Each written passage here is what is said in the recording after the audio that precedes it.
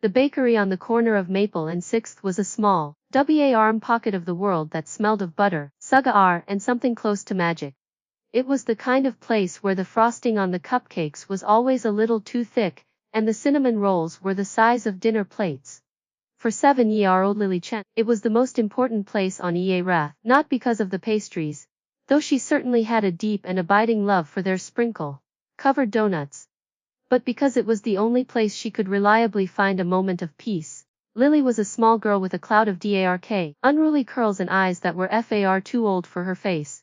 They were the eyes of a child who had seen too much, understood too much, and had learned to keep most of it locked away behind a bright, polite smile. She lived with her grandmother, a stern but loving woman named May, in a cramped appartement above a laundromat. Her mother had left when Lily was 3, a vague memory of perfume and a slammed door.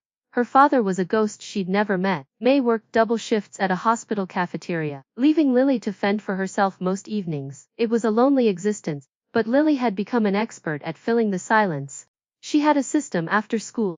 She would walk the 3 blocks to the bakery, take a seat at the small table by the window, and do her homework. The owner, a round, jolly man named Mr. Henderson, always saved her a stale muffin or a day-old cookie. He never cheeraged her, and she never asked. It was an unspoken agreement between 2 survivors. Lily would do her sums and practice her reading, and Mr. Henderson would provide a safe place to exist. It was a good arrangement. Today, however, was different. Today was her mother's birthday. Lily knew this, because May had mentioned it in passing that morning. A slip of the tongue that had been followed by a long, tight-lipped silence. Lily had not asked questions. She had not. But the knowledge sat in her chest like a stone. She had saved her allowance for 3 weeks. Every quarter, every dime, every forgotten penny found in the couch cushions had gone into a small, worn-out coin purse this afternoon. She had finally counted it, $4.73. It was enough, but enough. When Mr. Henderson wasn't looking, she slipped a $5 bill from her own emergency stash, a secret she kept tucked inside her shoe, and placed it on the counter. "I would like a birthday cake, please," she said, her voice small but clear. Henderson looked up from the tray of croissants he was arranging. His face, a cheerful landscape of wrinkles and flour dust, softened with confusion. "A birthday cake? Lily, for who?" Lily hesitated. The lie was ready on her tongue. For grandmother, for a friend. But the truth, sharp and painful, pushed its way out. "For my mother. It's her birthday today. I want to celebrate it, even if she's not here." The silence that followed was heavy. Henderson's eyes, the kind that had seen 100 stories, flickered with something that might have been pity. It was the same look the teachers gave her when she handed in perfect homework with a hollow gaze. Lily hated that look, but she held her ground. "Of course, sweetheart," Henderson said finally, his voice a little too bright.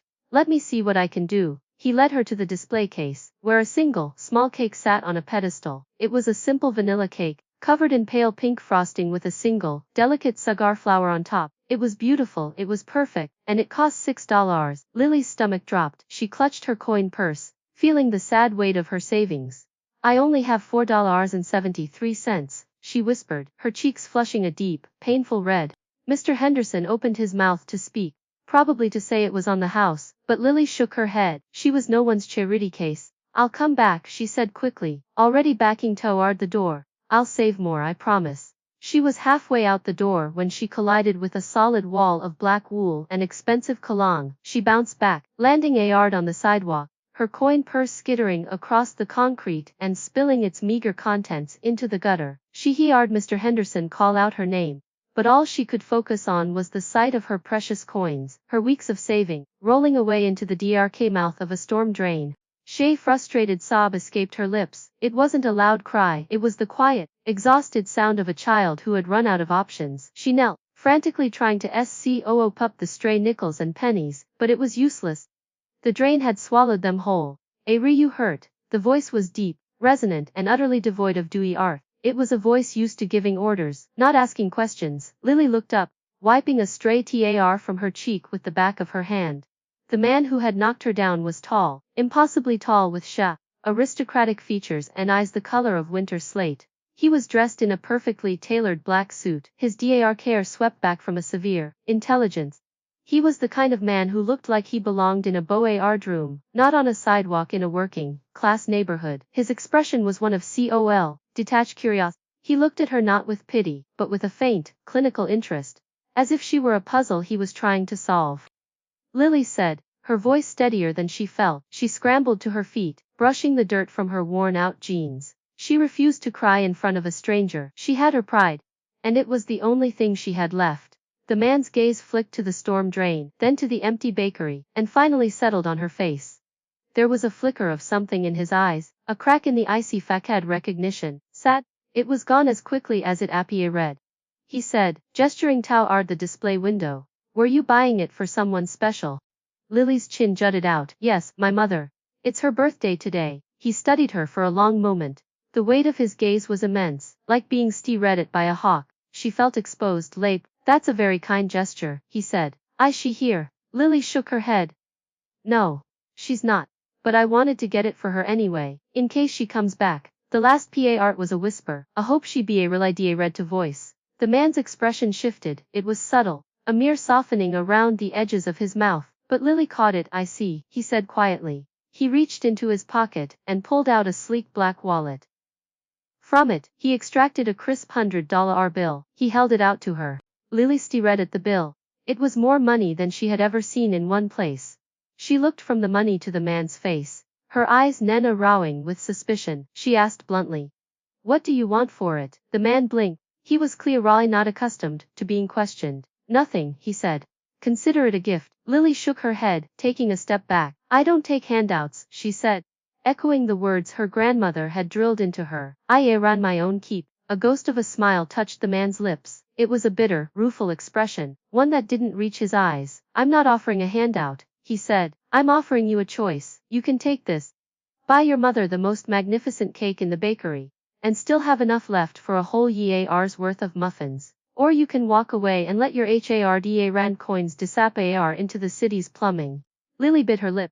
Her grandmother would be furious if she took money from a stranger. But the thought of that little pink cake, of having something beautiful to offer her absent mother, was too powerful to resist. She reached out and took the bill. Her fingers brushed against his, and she was struck by how cold his skin was. "Thank you," she said, her voice barely audible. "I'll pay you back somehow." The man shook his head. "No need. Consider it a birthday gift from me to her." He turned to walk away, but Lily's voice stopped him. "Wait," she called out. "What's your name, so I can tell her who it's from? If she comes back, I mean." The man paused. The winter light caught his face, and for a moment, he looked impossibly away, as if the weight of the world rested on his shoulders. "My name is Julian Hawthorne," he said. "But it doesn't matter. Your mother won't be coming back." The words were not cruel, they were simply matter of fact, delivered with the cold certainty of someone who knew loss intimately. Lily felt the words like a physical blow. She opened her mouth to ask how he could possibly know that, but before she could speak, he was gone, his long strides carrying him down the street and out of sight. Lily stood on the sidewalk, the $100 bill clutched in her hand. She felt a strange, swirling mix of emotions, gratitude, confusion, and a deep, inexplicable sad. She didn't understand it, but she felt like she had just met someone who was just as broken as she was. She turned to go back into the bakery, determined to buy that pink cake, when a sudden commotion broke out. A woman in a nurse's uniform came running out of the laundromat, her face pale with panic. "Lily, honey, you need to come quick. It's your grandmother. She collapsed at work." The words hit her like a train. The cake, the money, the strange man, all of it faded into static. Lily dropped the $100 bill, her small legs propelling her forward. She ran past the bakery, past the laundromat, past the entire world, her heart pounding a frantic rhythm against her ribs. The sole thought in her mind was a desperate plea. "Not grandmother, please, not grandmother." As she rounded the corner, she caught a final glimpse of the stranger, Julian Hoff, standing by a sleek black car, his phone pressed to his ear. Their eyes met for a fraction of a second. His expression was unreadable, but something passed between them, an understanding, a shade grief that was as deep as it was inexplicable. And then he was gone, the car pulling away, leaving Lily alone with the wreckage of her small, fragile world. She didn't know it then, but that brief encounter, that moment of kindness from a grieving stranger, would change the course of her life forever. She also didn't know that Julian Hawthorne, the formidable CEO of Hawthorne Industries, had been standing in front of that bakery for a reason. It was his late daughter's birthday, his 6-year-old daughter, who had died of a RE illness exactly 1 year ago. He had come to the one place she had always wanted to go, the one place she had begged him to take her before she got too sick, and instead of finding comfort, he had found a little girl buying a birthday cake for a mother who wasn't there. Lily reached the hospital, her lungs burning, her vision blurry with tears. She burst through the emergency room doors, her small voice calling out for her grandmother. The nurses tried to calm her, tried to explain that May was in stable condition, that it was just a stress-related episode, but Lily didn't hear them. All she could see was the empty space where her grandmother's life had been. The terrifying void that threatened to swallow her whole. She sank into a plastic chair in the waiting room, the overwhelming silence pressing in on her. She had no mother, her father was a ghost. And now, the only person she had was fighting for her life in a hospital bed. A single, hot tear rolled down her cheek, and then another, and another. For the first time in years, Lily Chen let herself cry. And in the corner of the waiting room, sitting in the shadows, Julian Hawthorne watched her. He had followed her to the hospital, driven by an impulse he couldn't explain. He saw the little girl crying, her small shoulders shaking with the force of her grief, and something inside him cracked. He saw his own daughter, saw her last tearful smile, saw the same loneliness reflected in Lily's eyes. He rose from his chair and walked over to her. He didn't speak, he didn't offer comfort, he simply sat down in the chair next to her. A silent, solid presence in the chaos of her pain. They sat there, two strangers bound by grief, as the night stretched on. When the doctor finally emerged to tell them that Mai was going to be okay, Lily turned to the strange man. "Why are you still here?" she asked, her voice raw and harass. Julian Hawthorne met her gaze, his eyes bright with unshed tears. "Because sometimes," he said, his voice reliably above a whisper, "it helps to have someone who understands." It was the beginning of something neither of them could have predicted, a bond forged in loss, a friendship that would defy all odds. A little girl who had been given a second chance at a family, and a heartbroken CEO who had finally found a reason to stop mourning. But as Lily looked into his eyes, she saw more than just grief. She saw a shadow, a hidden story that was waiting to be told, and she knew, with a certainty that chilled her to the bone, that their journey was only just beginning. The hospital waiting room smelled of antiseptic and stale coffee, a combination that Lily had come to associate with VAR. She sat in the AR'd plastic chair, her small legs dangling over the edge, watching the clock on the wall tick away the seconds. Each minute felt like an hour, each hour felt like an eternity. Her grandmother was stable, the doctors said, but she was still unconscious. Her frail body hooked up to a tangle of wires and monitors that beeped with a cold, clinical rhythm. Lily had not moved from her spot since the doctor had delivered the news. She had stopped crying, the tears had dried on her cheeks, leaving behind a salty, sticky residue that she had long since stopped bothering to wipe away. She was exhausted, hollowed out, a small ghost in a too big world. The only thing anchoring her to reality was the solid, silent presence of the man beside her. Julian Hawthorne had not spoken a word since they had sat down together. He had simply been there, a quiet monolith in the chaos. His suit was still immaculate, his posture still perfect. But there was something different about him now. The ice in his eyes had thawed, replaced by a deep, aching sorrow that seemed to mirror her own. He was not looking at her. He was staring at the wall, his jaw tight, his hands clasped loosely in his lap. Lily studied him out of the corner of her eye. He was a strange man, she decided. Not dangerous exactly, but strange. He had given her $100 for no reason. He had followed her to the hospital for no reason. And now he was sitting beside her, a stranger in a sea of grief, offering nothing but his presence. It made no sense, and yet, Lily found that she didn't want him to leave. "Why do you look so sad?" she asked suddenly, her voice small and raw. Julian turned to look at her. His gaze was piercing, but not unkind. "What makes you think I'm sad?" Lily shrugged, a gesture that was far too casual for the weight of the moment. "Kent, you have the same look my grandmother gets when she thinks I'm not watching. It's a look that says you've lost something important." Julian was silent for a long moment. When he spoke, his voice was low, reliably above a whisper. "I lost my daughter," he said. "A year ago today she was 6 years old. She had a rare illness. A disease that the doctors said was incurable. I tried everything. I spent millions on specialists, on experimental treatments, on anything that might give her one more day. In the end, it wasn't enough." Lily felt a cold knot form in her stomach. She didn't know what to say. She had never been good at comforting people. She was too young, too inexperienced, too burdened by her own troubles. But something in his voice, the raw, unvarnished pain of it, made her want to try. "I'm sorry," she said quietly. "That must have been very hard."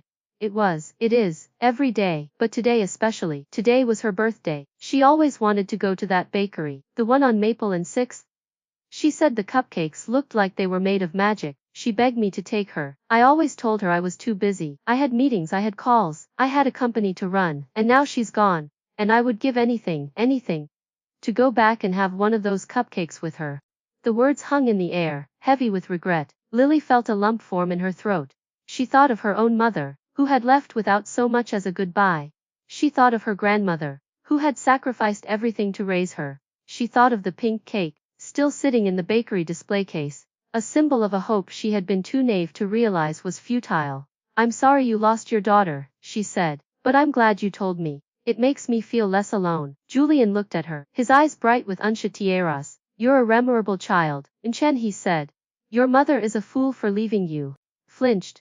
The mention of her mother was a knife to the chest. She opened her mouth to respond, to deflect, to change the subject, but a nurse Appy read in the doorway. Her face etched with professional concern. Lily, your grandmother is awake. She's asking for you. Lily was on her feet in an instant. She shot a quick glance at Julian, a silent question in her eyes. Will you stay? Will you be here when I come back? Julian nodded, almost imperceptible movement of his head. He said softly, I'll be right here. Lily raced down the hallway, her sneakers squeaking on the polished linoleum floor. She burst into her grandmother's room, her heart pounding with a frantic, desperate hope. May was lying in the bed, her face pale and drawn, but her eyes were open. When she saw Lily, a weak smile spread across her lips. Little one, she whispered, her voice cracked in harass. Come here. Lily rushed to her grandmother's bedside, taking her hand in both of hers. May's skin was cold, papery thin, and Lily felt a wave of fear wash over her. Grandma, you scared me, she said, her voice trembling. Don't ever do that again. May chuckled a low, rasping sound that turned into a cough. I'll try my best, little one, but these old bones, they're not what they used to be. Lily shook her head fiercely. You can't give up. You're all I have. May's eyes softened. She reached up with her free hand and brushed a stray curl from Lily's face. You have more than you know, child. You have a good heart, a brave heart. That will take you further than any family could. Lily wanted to believe that. She wanted to believe that her bravery and her heart were enough. But as she sat there, holding her grandmother's hand, she couldn't shake the feeling that she was standing on the edge of a cliff, and the ground beneath her feet was crumbling. A soft knock on the door startled her. She turned to see Julian Hawthorne standing in the doorway, his tall frame silhouetted against the rash fluorescent lights of the hallway. He looked out of place, too polished, too powerful for this small, sterile room. But there was something in his expression, a quiet determination, that made her heart skip a beat. Forgive the intrusion, he said, his voice low and respectful. My name is Julian Hawthorne. I came to check on Lily. She's had a difficult evening. May's eyes narrowed. She was a sharp woman, and she did not trust easily. And what business do you have with my granddaughter, Mr. Hawthorne? Julian stepped into the room, his hands clasped behind his back. None. Ma'am, I am simply a stranger who offered her a kindness. I have no ulterior motives. I'm not looking for anything in return. May studied him for a long moment, then, to Lily's surprise, she nodded. I can see that you're telling the truth, she said. You have the look of a man who has lost someone. Grief is a language I understand. Julian's composure flickered, just for a moment. He dipped his head in acknowledgement. Thank you, Mrs. Chen. May, she corrected. Call me May. And you're welcome, Mr. Hawthorne. I can see you have a good heart, even if you don't show it. The tension in the room eased, replaced by a strange, fragile camaraderie. Lily looked between her grandmother and the tall, mysterious, feeling a flicker of hope she hadn't felt in years.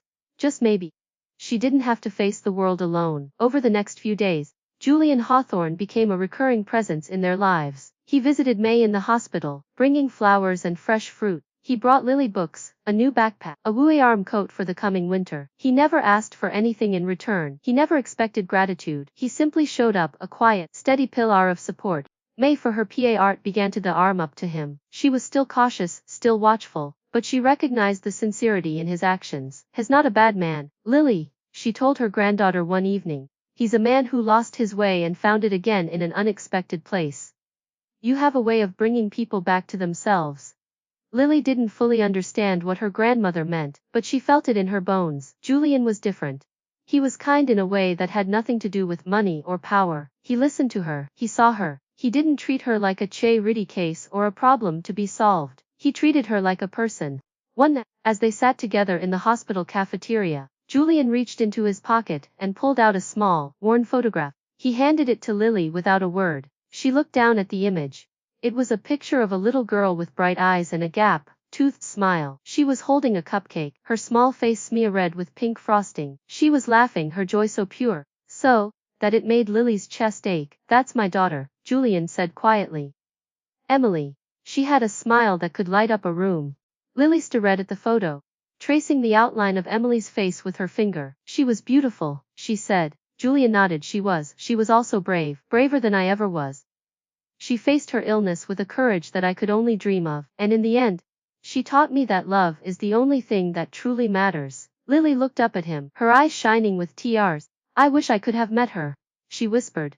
"I think we would have been friends." Julian smiled, a real smile, full of double earth and hope. "I think so too, Lily. I think you and Emily would have been the best of friends." The moment was interrupted by the shrill ring of Julian's phone. He glanced at the screen, and his expression shifted. The dewy earth drained from his face, replaced by a cold-aired mask. "Excuse me," he said abruptly, stepping away from the table.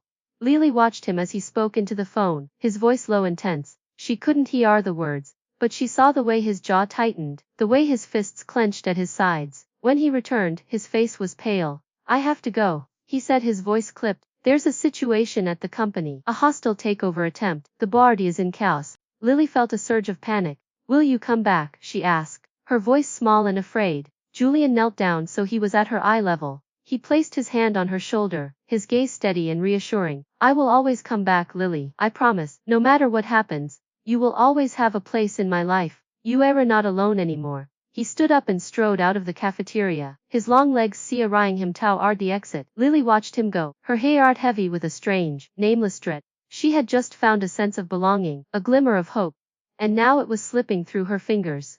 As the glass doors swung shut behind him, a cold wind swept through the cafeteria. Lily pulling her new coat tighter around her shoulders.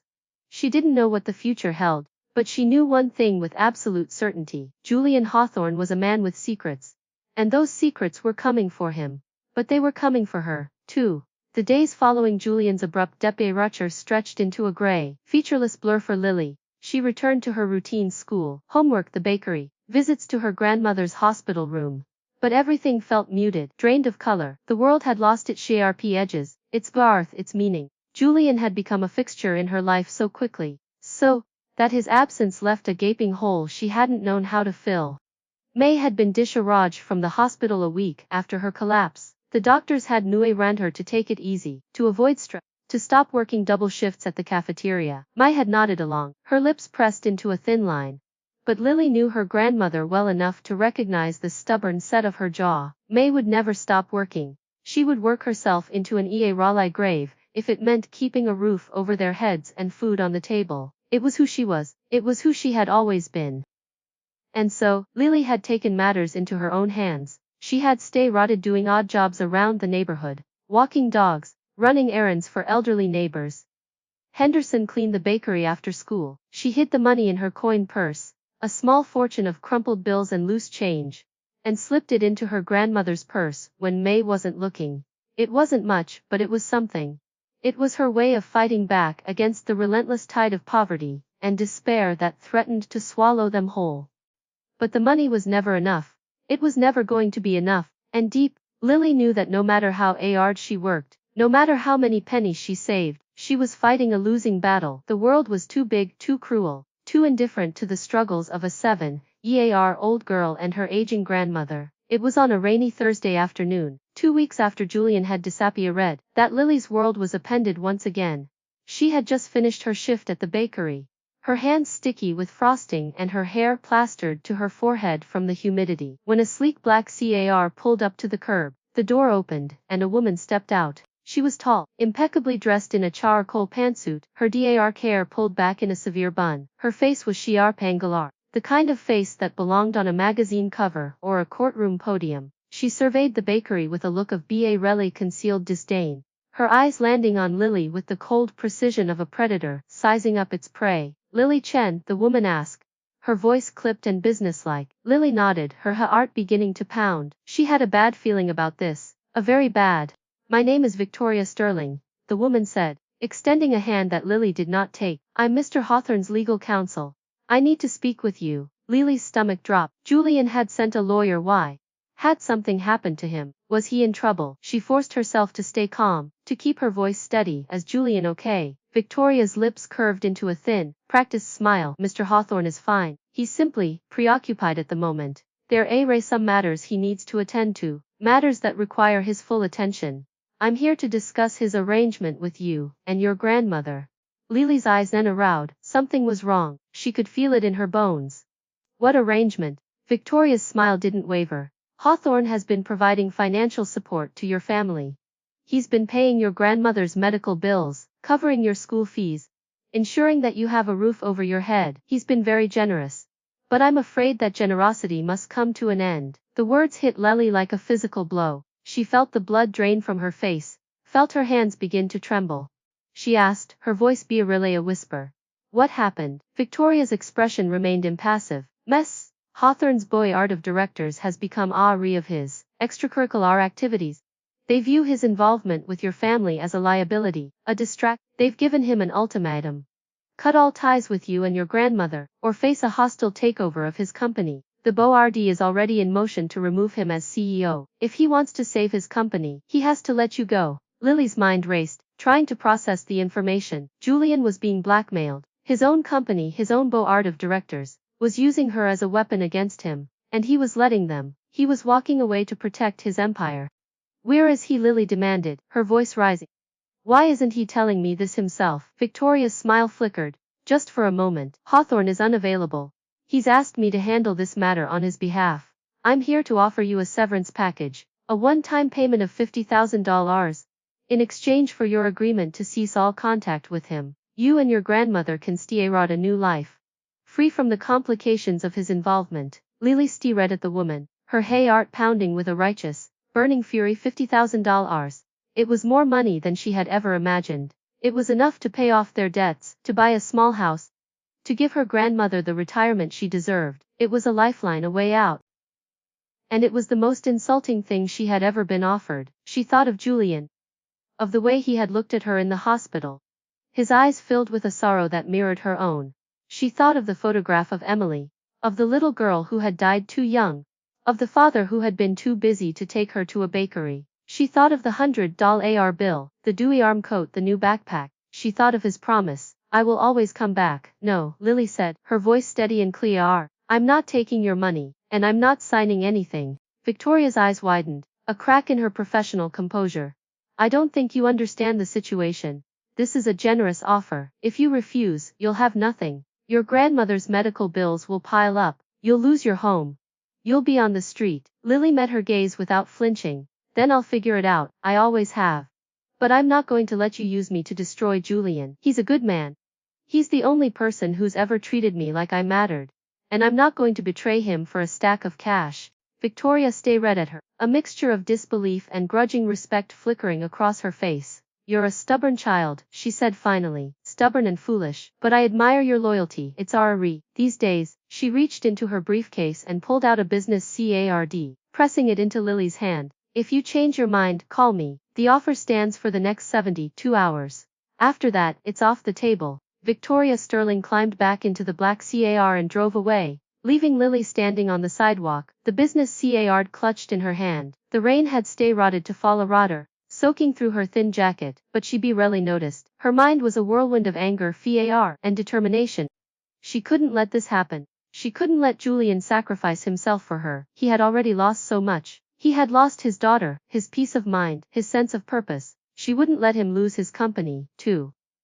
She wouldn't let him lose everything he had built because of her. But what could she do? She was just a 7-year-old girl. She had no power, no influence, no resources. She was a nobody, a speck of dust in a universe that didn't see a And then, an idea sparked in her mind. It was reckless, it was dangerous, it was probably impossible, but it was the only chance she had. She needed to find Julian. She needed to talk to him, to tell him the truth, to make him understand that he didn't have to fight this battle alone. She didn't know how she was going to find him. She didn't know where he lived, where he worked, where he went when the world became too heavy. But she knew one thing. She wasn't going to give up. That night, Lily sat at her grandmother's kitchen table, the business card lying in front of her. She had told May everything, every detail of the conversation with Victoria Sterling. Mai had listened in silence, her face unreadable, and when Lily had finished, she had let out a long wee sigh. "You're a brave girl, Lily," May said, "braver than I ever was. But you can't fight a duar you don't understand. These people, the board of directors. Real power. They can destroy Julian's life with a single vote. They can destroy our lives, too."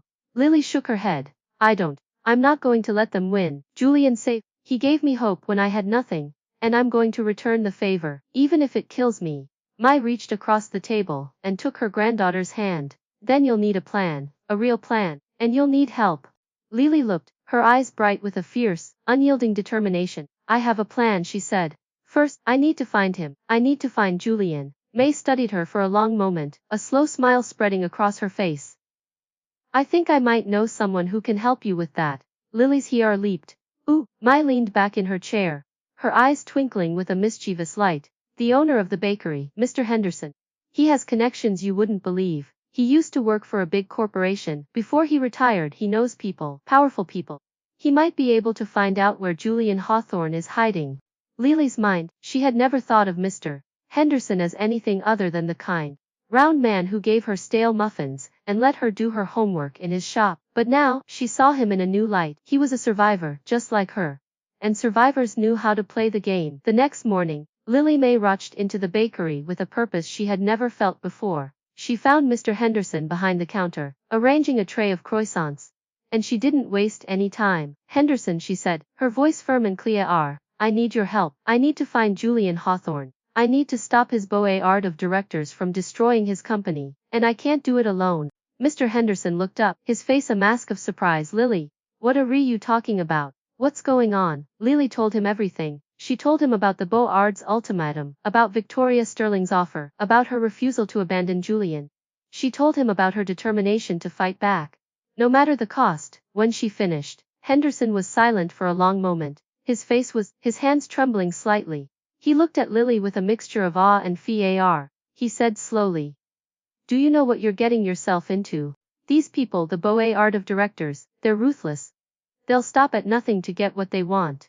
They'll destroy anyone who gets in their way, even a little girl." Lily met his gaze without flinching. "I know. But I don't. Julian is the only person who ever believed in me, and I'm not going to let him down. Not now, not ever." Henderson stared at her for a long moment. Then slowly he nodded. "All right," he said. "I'll help you. I have a contact, a former colleague who works in Julian's company. He might be able to tell us where Julian is holed up. But I warn you, Lily, once we steer down this path, there's no turning back. Are you sure you're ready for that?" Lily nodded, her jaw set with a determination that belied her age. "I've been ready my whole life, Mr. I just didn't know it until now." As Henderson picked up the phone and dialed his contact, Lily's heart pounded with a mixture of fear and exhilaration. She was about to take on a corporate empire. She was about to fight for the man who had given her hope. She had no money, no influence, no power. But she had something more important. She had a purpose, and she would not stop until she had won. The wheels of a plan far bigger than she could imagine had begun to turn. And the first domino was about to fall. Henderson's contact came through faster than Lily had read to hope. 2 days after she had made her plea in the bakery, a text message Appy read on the old flip phone. Mr. Henderson still see a ride in his apron pocket. It was short, cryptic, and devastatingly simple. "Hawthorne is at the Sterling Heights estate. He's been there for 3 weeks. Board has frozen his access to corporate accounts. He's under house arrest by his own security team. He's not coming out until he signs the resignation." Lily read the message 3 times, her heart pounding with each repetition. House arrest. They were keeping him prisoner in his own home. His own security team, the men he paid to protect him, had turned against him. The betrayal was so complete, so calculated, that it made her blood run cold. She looked up at Mr. Henderson, her eyes blazing with a fierce, unyielding fire. "I need to get to him. I need to get inside that estate." Henderson shook his head slowly, his face etched with worry. "Lily, that place is a fortress. It's surrounded by walls, security cameras, med gyrods. You can't just walk in. You're a 7-year-old girl. They'll stop you before you get within 100 feet. Lily's jaw tightened. "Then I'll find another way. There's always another way." She spent the rest of the day in the bakery's back office, hunched Henderson's ancient desktop computer, searching for every scrap of information she could find about Sterling Heights. The estate was vast, a sprawling compound of manicured lawns, ornate fountains, and imposing stone buildings. It was located on the outskirts of the city, hidden behind a dense wall of ancient oaks and iron gates. The security was state-of-the-art, motion sensors, infrared cameras, a team of ex-military personnel who patrolled the grounds 24 hours a day. It was impossible, it was suicide. And Lily had never been more determined in her life. That night, as she lay in her narrow bed, stuttering at the cracked ceiling of her grandmother's apartment, she ran through every possible scenario in her mind. She could try to scale the wall, but the cameras would spot her. She could try to bribe a gay guard, but she had no money. She could try to sneak in through a delivery entrance, but she had no idea where it was. And then, as the first rays of dawn began to creep through the grimy window, an idea struck her. It was crazy. It was reckless. It was the only plan she had. She sat up in bed, her heart racing. The estate had a staff: groundskeepers, maids, CO drivers, people who came and went every day, people who were invisible to the guerrillas, who were just another part of the scenery. If she could blend in, become one of them, she might have a chance. But how? She was a 7-year-old girl. She was too young to be a maid, too small to be a groundskeeper. She would stand out like a sore thumb, unless she wasn't a girl. Lily's eyes widened. She scrambled out of bed and rummaged through her grandmother's closet until she found what she was looking for. An old, worn-out pair of her grandfather's overalls, a faded baseball cap, and a pair of oversized work boots. She put them on, tucking her dark curls up under the cap, and studied herself in the mirror. She looked like a scrawny, androgynous boy. It wasn't perfect, but it was enough. The next morning, Lily woke before dawn. She left a note for her grandmother. "Going to help a friend, don't worry, I'll be back," and slipped out of the apartment. The city was still der, the streets empty and silent. She took the bus to the edge of town, the cold morning air biting at her cheeks through the thin fabric of the overalls. The estate was even more imposing up close. The iron gates loomed above her, massive and unyielding. Through the bars, she could see the long, winding driveway that led to the main house. A guard sat in a small booth by the gate, his eyes scanning the road with bored vigilance. Lily took a deep breath and walked forward, her heart pounding so loudly she was sure the guard could hear it. She kept her head down, her hands shoved deep into the pockets of the overalls. She tried to look like she belonged, like she had a purpose, like she was just another worker heading to her shift. The guard's eyes flicked to her as she approached. "Hey kid," he called out, his voice gruff and suspicious. "What are you doing here?" Lily forced herself to look up, to meet his gaze without flinching. "I'm here to see Mr. Hawthorne," she said, her voice pitched lower than usual. "I have a message for him." "Henderson." The guard's brow furrowed. "Mr. Henderson? Who's that?" Lily's mind raced. "Has the bakery owner. He's an old friend of Mr. Hawthorne's. He said it was urgent." He said Mr. Hawthorne would want to hear what I have to say. The guard studied her for a long moment, his eyes narrowing with suspicion. Lily held her breath, waiting for him to turn her away, to call for backup, to expose her as the fraud she was. And then, to her surprise, "Fine," he said, pressing a button that opened the gate with a low grind. "The main house is at the end of the driveway. Don't wander off the path, and don't touch anything." Lily nodded, her heart a-ring with a wild, desperate hope. She walked through the gates, her steps steady despite the trembling in her knees. She had done it. She was in. The driveway stretched before her, a long, winding ribbon of gravel lined with ancient oaks. The main house was a grand, imposing structure of gray stone and dark windows, its facade covered in climbing ivy. It was beautiful, in a cold, forbidding way. It was a place of secrets, of shadows, of a grief so profound it had seeped into the very walls. Lily made her way up the front steps and knocked on the heavy oak door. There was no response. She knocked again, a louder this time, and finally, the door creaked open. A tall, thin man in a butler's uniform stood in the doorway, his face a mask of professional reserve. "May I help you?" he asked, his voice cool and detached. "I'm here to see Mr. Hawthorne," Lily said, her voice steady. "I have a message for him, from a friend." The butler's eyes narrowed. "Hawthorne is not receiving visitors. I'm afraid you'll have to leave." Lily's heart sank. She had come so far, fought so hard, she couldn't give up now. "Please," she said, her voice cracking despite herself. "It's urgent. I need to see him. I need to tell him something important." The butler hesitated, a flicker of uncertainty crossing his face.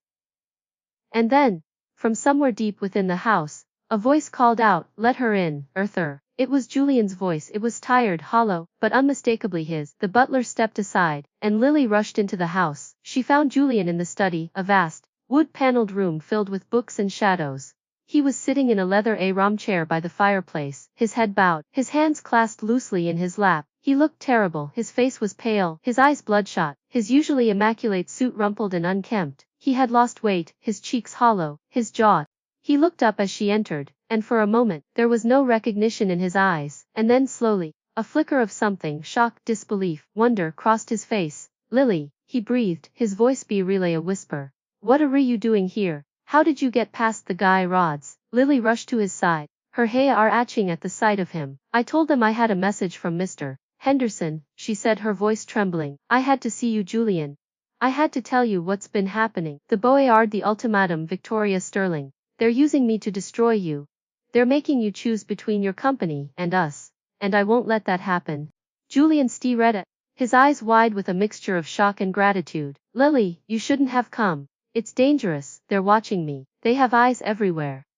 If they find out you're here, they'll—" "Larry," Lily interrupted, her voice fierce. "I don't worry about them. I care about you. You saved me, Julian. You gave me hope when I had nothing. And I'm not going to let them take everything from you. I'm going to fight for you.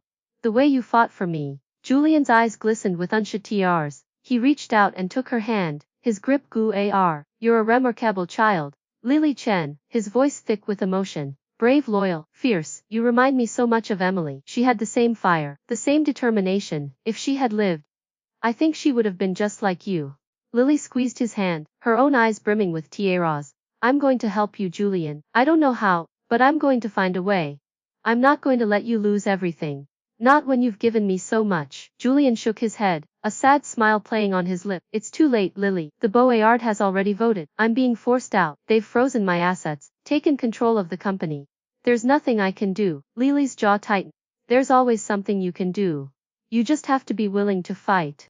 She looked around the study, her eyes scanning the shelves, the desk, the papers scattered across the floor, and then, her gaze landed on a single, dusty photograph on the mantelpiece. It was a picture of Julian and Emily, taken years ago, before she had gotten sick. They were laughing, their faces bright with joy, their arms wrapped around each other. Lily picked up the photograph, her hair aching at the sight of it. "She was so happy," she whispered. "You made her happy. You gave her everything she could have ever wanted, and she loved you for it." Julian, his eyes fixed on the photograph. "She was my entire world," he said, "and when I lost her, I thought I had lost everything. But then I met you, Lily. And I realized that there was still hope. That there was still a reason to keep going." Lily turned to face him, her eyes blazing with a fierce, unyielding determination. "Then don't give up," she said. "Don't let them win. You're stronger than they are. You're braver than they are, and you have me. You have a friend who will fight for you, no matter what." Julian stared at her, a slow, dawning realization spreading across his face. "You're right," he said, his voice gaining strength. "I can't give up. Not now. Not when I have so much to fight for." He stood up, his posture straightening, his eyes regaining their old fire. "I'm going to take back what's mine," he said. "I'm going to rebuild my company, reclaim my life. And I'm going to do it with you by my side, Lily." A fierce smile spreading across her face. "Together," she said. "We're going to win this. Together." And in that moment, as the first rays of sunlight broke through the study windows, illuminating the dust motes dancing in the air, Lily Chen and Julian Hawthorne made a pact. They would fight the Boyard. They would reclaim the company. And they would build a new future. Together. But as they stood there, hand in hand, a shadow fell across the doorway. Victoria Sterling stood in the threshold, her face a mask of cold, calculating fury. Well, well," she said, her voice dripping with contempt. "It seems the little orphan has found her way into the lion's den. How touching, and how utterly naive." Lily's heart stopped. The game had just gotten a whole lot more dangerous. And the real battle was only just beginning. Victoria Sterling stood in the doorway like a specter summoned from the darkest corners of corporate greed. Her charcoal suit was immaculate, her hair swept back in its severe bun, but her eyes betrayed a flicker of something unexpected. Surprise. She had not anticipated finding Lily here, in the yard of the fortress she had so carefully constructed around Julian Hawthorne. "Arthur," Victoria called over her shoulder, her voice dripping with false calm. "Please escort the child out. She has no business being here." The butler Appy read behind her, his face apologetic but his posture firm. Lily felt Julian's hand tighten around hers. Felt the surge of protective fury that rippled through his frame. Julian said, his voice low and resonant, a voice that had commanded Bois rooms and bent nations to his will. She stays. And you? Will explain exactly what you're doing in my home. Victoria's smile was thin and brittle. I'm here to ensure the transition goes smoothly. The Board has made its decision, Julian. You're no longer CEO of Hawthorne Industries. The papers are ready for your signature. All you have to do is sign, and we can all move on with our lives. Lily watched the exchange with a shiar, analytical. She saw the way Victoria's gaze derotted toward the mantelpiece, where the photograph of Emily still sat. She saw the way Julian's jaw tightened, his knuckles white as he gripped the arm of his chair. This wasn't just a corporate coup, this was personal. Victoria had known Emily, had worked for Julian during the years his daughter was sick, and she had used that knowledge, that intimate, to orchestrate his downfall. There's something you're not telling him, Lily said suddenly, her voice cutting through the tension like a blade. Something about Emily. Victoria's eyes snapped to her, a flash of genuine alarm crossing her features. What did you say? Lily stood her ground, her small frame bristling with a fierce, unyielding. I said there's something you're not telling him. You knew Emily. You knew how much he loved her. And you used that love against him. You made him choose between his company and… But why? What do you get out of destroying him? Julian looked at Lily, his eyes wide with a dawning realization. She's right, he said slowly, turning to face Victoria. You've been orchestrating this for months. The Board, the hostile takeover, the ultimatum about Lily, it's all been you. But why? What did I ever do to you? Victoria's composure cracked. For a moment, her mask of professional detachment fell away, revealing something raw and wounded beneath. What did you do to me? She repeated, her voice rising with a bitter, trembling fury. You took everything from me. Everything. Do you remember the night Emily died? I was the one who called the hospital. I was the one who held your hand while you sobbed in the waiting room. I was the one who arranged the funeral, who handled the press, who kept the company running while you fell apart. And what did you do in return? You didn't even notice I existed. You were so consumed by your own grief that you couldn't see the person who was drowning right beside you. Lily felt a cold knot form in her stomach. She had seen grief up close, felt its suffocating weight, its ability to blind and isolate, and she understood, in that moment, that Victoria's hatred wasn't born of malice. It was born of a love that had gone unrequited, a love that had curdled into something dark and corrosive. Julian stared at Victoria, his face pale. I didn't know, he said quietly. I never realized. Of course you didn't, Victoria spat. You never realized anything. You were too busy mourning your perfect little daughter to see the people who were trying to save you. And then you found this child, this little orphan, and you gave her everything. All the love, all the attention, all the time you never had for anyone else. And I thought, if I can't have you, then no one can. The room fell silent. Lily could hear the ticking of the grandfather clock in the corner, the faint rustle of the ivy outside the window. She looked at Julian, saw the shock and remorse ring on his face, and felt a surge of compassion for them both. They were broken people, drowning in their own grief, lashing out at the world because they didn't know how else to survive. But Lily had been broken too, and she had learned that the only way to heal was to reach out, to trust, to let someone in. Lily said softly, stepping forward. I know what it's like to feel invisible, to love someone so much that it hurts, and to have them not see you. My mother left me when I was 3. She didn't even say goodbye, and for years, I thought it was my fault. I thought if I was just a little better, a little smarter, a little more worthy, she would have stayed. Victoria's eyes flickered to her, a crack in her or more. You don't understand, she said, her voice wavering. This is different. Lily asked. You loved Julian, you still love him, and because he didn't love you back, you decided to destroy him. But that's not going to make you feel better. It's just going to make you more alone. Victoria stared at her, her lips trembling, and then, to Lily's shock, she sank into a chair, her head in her hands. I don't know how to stop, she whispered. I've been so angry for so long. I don't know who I am without it. Julian crossed the room and knelt beside her. He didn't touch her, didn't offer false comfort. He simply sat there, a quiet, steady presence. I'm sorry, he said. I'm sorry for not seeing you. I'm sorry for being so consumed by my own pain that I couldn't see yours. You didn't deserve that. Victoria looked up at him, her eyes red-rimmed and swollen. I don't deserve your forgiveness, maybe, Julian said, but I'm offering it anyway, because the truth is, I need you. The company needs you.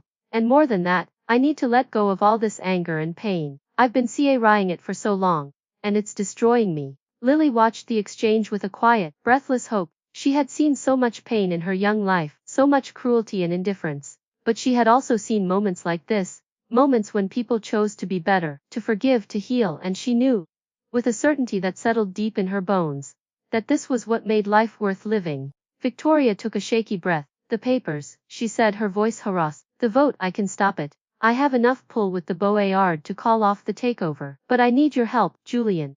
I need you to promise me something. Julian said. Victoria met his gaze, her eyes fierce. Promise me you'll never forget Emily. Promise me you'll honor her memory, not by drowning in grief, but by living, by loving, by building something beautiful. She wouldn't want you to waste your life in regret. She would want you to be happy. Julian, his eyes bright with unshed tears. I promise, he said. I'll do it for Emily, and I'll do it for Lily, and I'll do it for myself. The tension in the room broke like a storm passing. Victoria stood up, smoothed down her suit, and walked to the door. She paused at the threshold, turning to look back at Lily. You're a remarkable child, she said, her voice soft. I hope you know that. Lily smiled, genuine smile that reached her eyes. I'm just trying to find my way, she said, same as everyone else. Victoria nodded and disappeared into the hallway. The sound of her heels clicking against the marble floor faded into the distance. Julian turned to Lily, his face a mixture of awe and gratitude. You did it, he said. You saved me. You saved the company. You saved everything. Lily shook her head. I didn't do anything. You did it. You forgave her. You chose to let go of the pain. That's what saved you. Julian smiled. A real smile full of warmth and hope. Maybe we saved each other, he said. And in that moment, surrounded by the quiet elegance of the study, the weight of the past began to lift. Lily thought of the pink cake still sitting in Mr. Henderson's bakery display case, the cake she had never bought, the cake that had rotted it all. She thought of the $100 bill, the photograph of Emily, the rainy afternoon when a stranger had offered her a kindness. And she realized that sometimes, the smallest gestures could change everything. A red moment, a promise to be better. That evening, Lily and Julian walked through the gardens of Sterling Heights. The sun was setting, painting the sky in shades of gold and rose. They didn't speak. They didn't need to. They simply walked, side by side. Two souls who had found each other in the wreckage of their lives. They stopped at a small, overgrown patch of earth near the edge of the garden. Lily knelt down and, with her small hands, began to clear away the weeds. Julian watched her, a quizzical expression on his face. What are you doing? He asked. Lily looked up, her eyes bright with a quiet determination. I'm planting something, she said. Something beautiful. She reached into her pocket and pulled out a single seed. A sunflower seed she had saved from a dried flower her grandmother had given her years ago. She pressed it into the soil, covering it with a gentle layer of earth. This is for Emily, she said softly, and for my mother, and for all the people we've lost. They're not gone, Julian. They're just waiting for us to remember them, and when we do, they bloom. Julian knelt beside her, his eyes glistening. He placed his hand over hers, their fingers intertwined in the dark. It's going to be a beautiful garden, he said. The most beautiful garden in the world. And as the last rays of sunlight faded into twilight, Lily Chen and Julian Hawthorne sat together in the garden of their red grief, planting the seeds of a new beginning. The empire of arts they were building wouldn't be measured in dollars or power. It would be measured in love, in hope, in the quiet, unbreakable bonds that held two broken souls together. In the distance, the city lights began to flicker on, like stars scattered across the darkness, and somewhere, in a small bakery on Maple and 6th, Henderson looked up at the photograph of a little girl with a gap-toothed smile, and he smiled. The story wasn't over, it was just beginning.